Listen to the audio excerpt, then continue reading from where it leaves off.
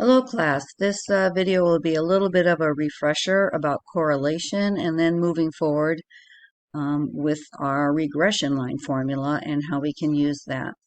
So here we have ordered pairs, x and y values, this is representing the amount of time that you commute and satisfaction level rating that somebody has surveyed and gotten information for. So let's create a graph for this.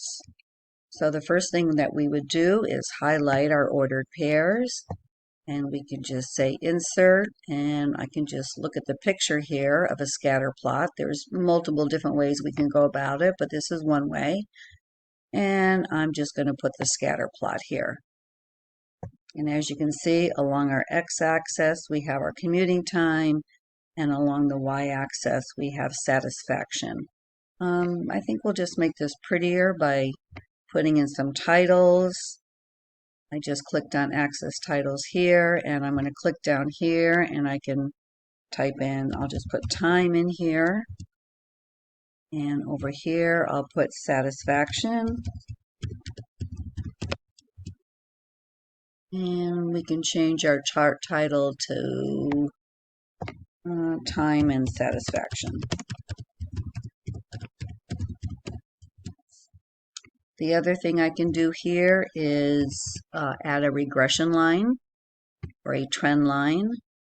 I can do that by bringing up my plus sign here again. And right down here you see trend line, and I'm going to add that. And as you can see, it's just showing me the general direction that these ordered pairs are going in. So we have, as our time increases, it looks like our satisfaction decreases.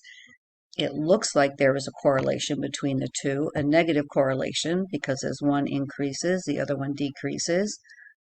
We can prove it, as you know, using this table over here, so we'll do that in a second.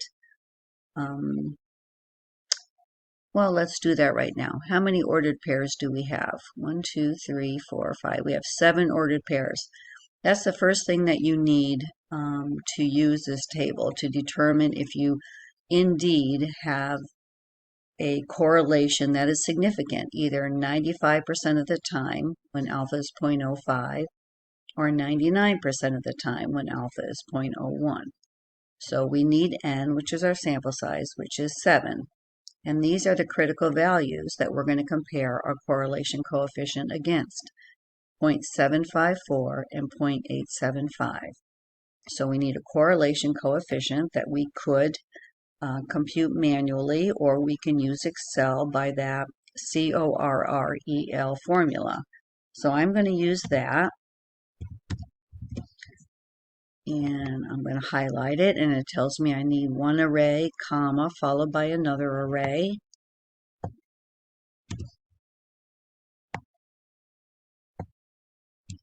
And we end up with a correlation coefficient. It's negative, as we knew it would be, because we are decreasing as our x value increases, and it's negative 0.967899399.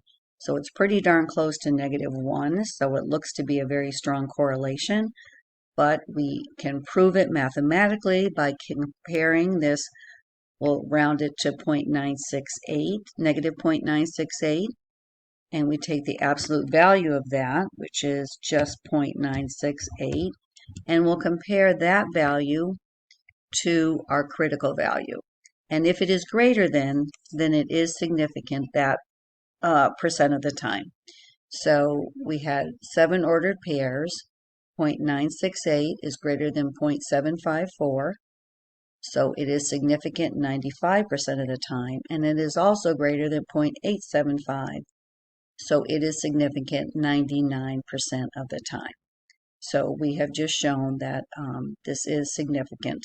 I just did want to point out a couple of things on this table. We go by 1 until we get up to 20, and then it goes by 5. So let's say you had 22 ordered pairs. You would err on the side of caution in terms of using this table and use the the sample size less than what you have. So instead of using a 25, we would use a 20 if we had a 22. Or if we had a 26, we would use a 25 instead of a 30. So we're erring on the side of caution because, as you can see, as our sample size decreases, the smaller the sample size, the larger the critical value. So the criteria is higher or more stringent. The less sample size you have, it is more difficult to get a 95 or 99% significant level. So we err on the side of caution. If we have a number between two numbers, we go with the lower sample size, giving us a higher critical value, meaning it's a little more difficult to be greater than that critical value. So here is our correlation coefficient, the negative 0.967, and we have our graph showing this negative correlation. And now let's look at our regression line. So our regression line formula is y equals mx plus b. So this x and y just represent our x and y values from our ordered pairs.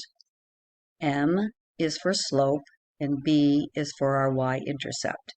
And the reason we create this regression line is so that we could plug in an x value and predict what y would be. Now that we can calculate slope and y-intercept, or we can use Excel to do that for us. So luckily for slope and y-intercept, the formulas are very simple. For slope, it is literally just the word slope. So I just start to type it in and it comes up. I'm going to double click on that. The only thing you have to pay attention to here is that when looking for slope and y-intercept for that matter, it's asking you for the y's first and then the x's. So that's important. So the first thing I'm going to do is highlight my y values, and then I'm going to follow that by a comma, and then I'm going to highlight my x values, and I'm going to hit enter. And we have a slope of negative 0.0061, which makes perfect sense because we are trending down. And now we're going to look at our y-intercept. Now remember, y-intercept is quite literally where we expect this line to cross the y-axis. And if we were just to take a guess, if you follow this line, I would expect it's going to cross the y-axis somewhere around 7.3. So let's see if that's the case. The formula for y-intercept is equal intercept. I'm going to start to type that in. It's right here. Double click on it. Again, y's first, followed by the x's, separated by a comma. So the y's, comma, and my x's. And my y-intercept is 7.282501, which is what we were somewhat predicting, that it would be around 7.3. So this all makes sense. A negative slope, a y-intercept around 7.3. So now we can create our regression line formula, which is just this formula here with our slope and our y-intercept plugged in. So we have y equal, and then we have a negative 0.0061 times x plus our intercept, our y-intercept is 7.28, and I'll round that to 3 decimal places. So this is our regression line formula. And how we can use this is we can plug in any x value and predict what our y value might be in terms of this set of ordered pairs. Not exactly any x value. When we're going to use a regression line formula, we can't, with any confidence, use an x value that is not within the range of our original x values. So I wouldn't come and use this regression line formula and plug in a 100 or a 70 because it's not within this range of the original x values. But I can plug in any number like 8, 12, 32, any number up to the number 55. So how about we plug in a number 15 into our formula and see what we would expect to get for our y value. So I can use Excel again to do the math for me.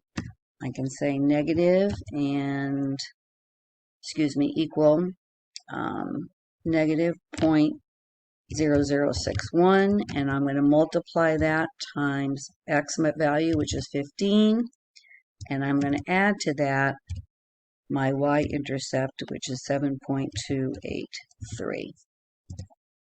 So that's telling me that if I have a x value of 15, my ordered pair would look like this. I would then have a y value of 7.19. And we can look on a graph to see if that makes sense. My 15 would be right about here. And if I go up to here, that's where I hit that trend line. And it does make sense that if my x value is 15, my y value is 7.19. And just quickly, I'm probably going to run out of time here. Instead of typing in my formula like this, typing in my data into my regression line formula, again, we can point to the cells where they are. So I could say equal, and I'm going to multiply whatever's here, times my 15, which I have here, and then I'm going to add that to my y-intercept, which is here. I'm just pointing to the cells where the data is here versus typing in the data, which is what I did for this. And here I pointed to the cells where the data is. The beauty of that is now instead of this 15, let's say I want to do 22, and I have my information right here. So that's it for now. Have a good week.